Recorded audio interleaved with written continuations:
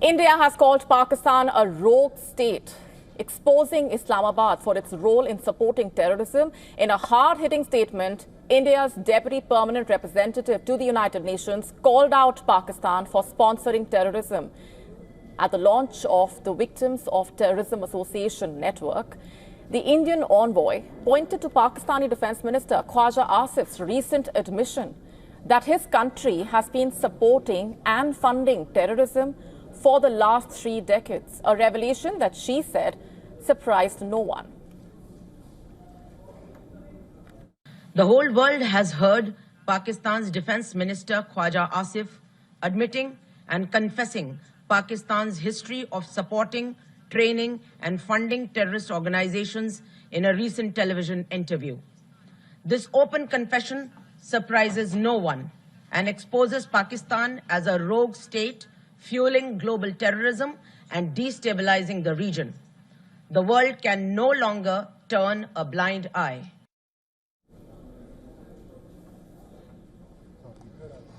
The envoy, in India's right of reply, demanded that perpetrators and financiers of the Pahalgam terror attack must be held accountable.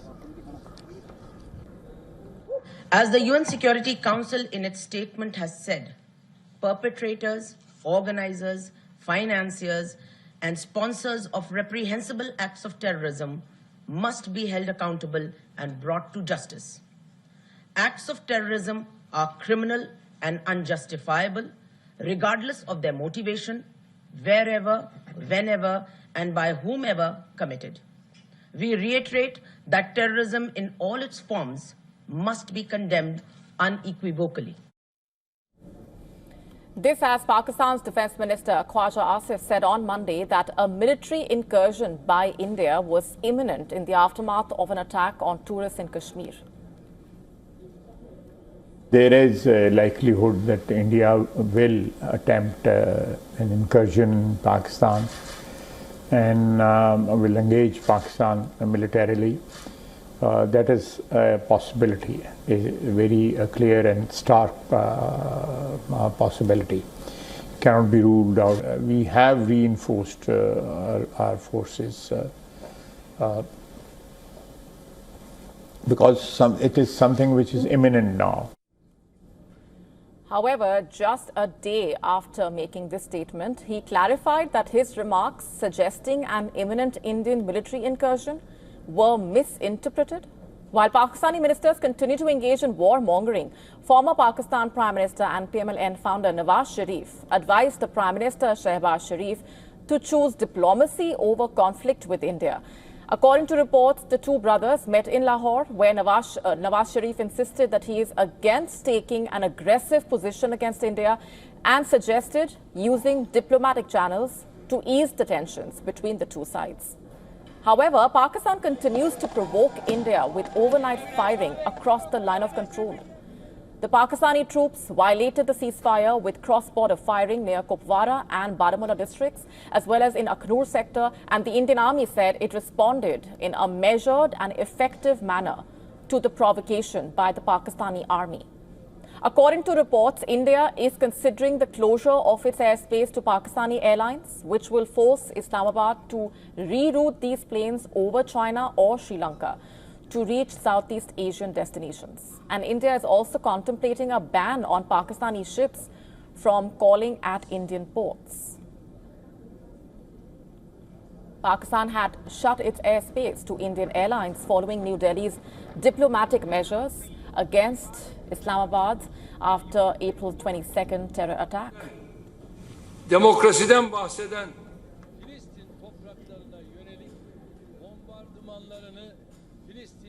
Meanwhile, Turkey has rejected sending arms and ammunition to Pakistan. The Turkish Defense Ministry has said that a cargo plane from Turkey had landed in Pakistan for refueling, following which the plane continued on its route. This after the arrival of a Turkish military transport aircraft in Pakistan triggered speculation that Ankara has made an urgent arms delivery to the country.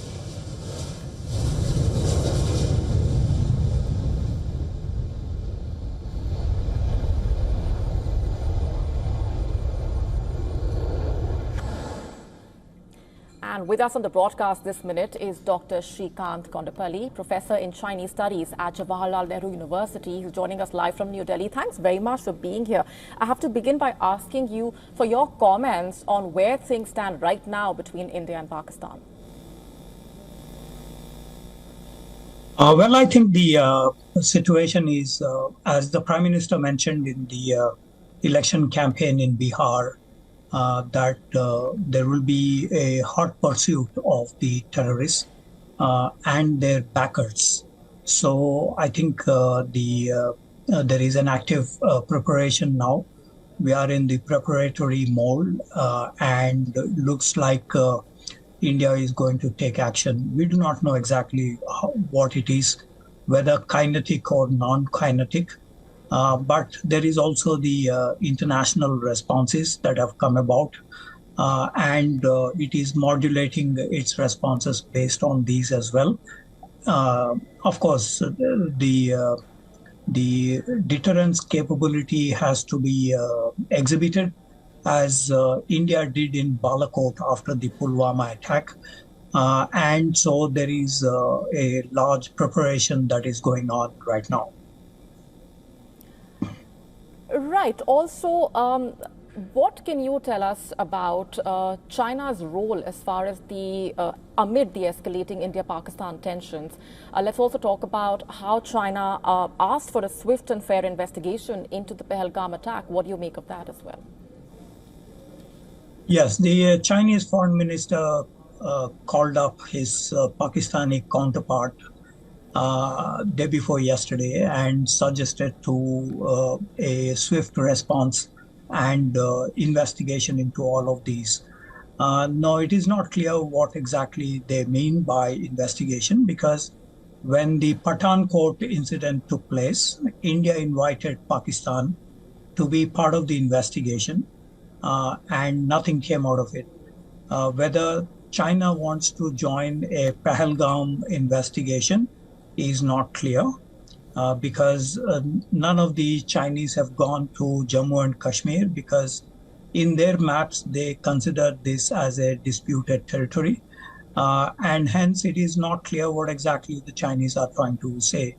But it also exposes a double standard here, because when COVID pandemic happened and 7 million people were killed, including over 6 lakh Indians, the Australian Prime Minister asked for an investigation into the origins of the COVID-19. Also, when the Urumqi incident happened, China did not ask for any investigation.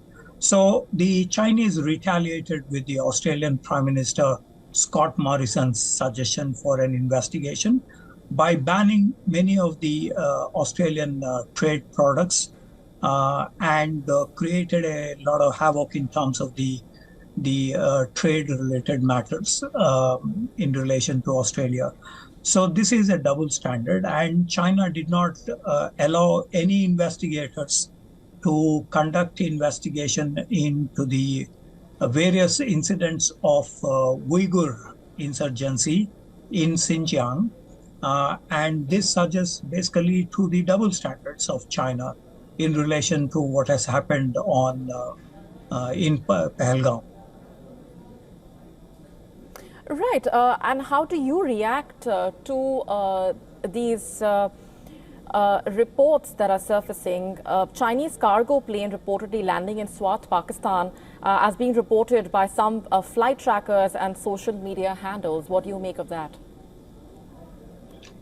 I think the Chinese, the foreign minister also mentioned to his counterpart in Pakistan that they would be able to provide regional security and cooperation.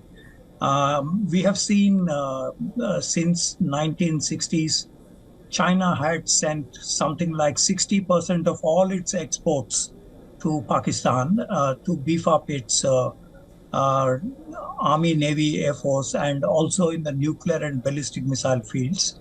So the Chinese role, if you look at the 1965 skirmishes between India and Pakistan, or the 1971 Bangladesh Liberation War, or the Kargil War in 1998, we see that China had made a indirect support to Pakistan by supplying arms, ammunition, or even sometimes guiding them, training them in the operations, as it happened in Skardu during the Kargil War.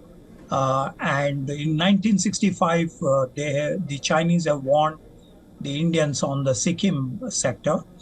And in 1971, they deliberately released yaks all over the northern borders that we share with China. So this looks like an indirect support that China is contemplating. But the new situation nowadays is the CPEC projects. China has invested $52 billion so far in the CPEC projects, starting from Kashgar to the highway that was constructed, the all-weather highway. And this is being widened with 40 meters of the area. And also there are the Gwadar port, the Huawei 5G networks, telecom networks, as well as the railway networks that they are trying to revamp, and so on. So for the protection of these, because there were nearly 32 Chinese who were killed in Pakistan so far, right, in the various campaigns. So China has also sent troops to Pakistan. It is estimated that they have about 36,000 what they call security guards to protect the CPEC related infrastructure projects.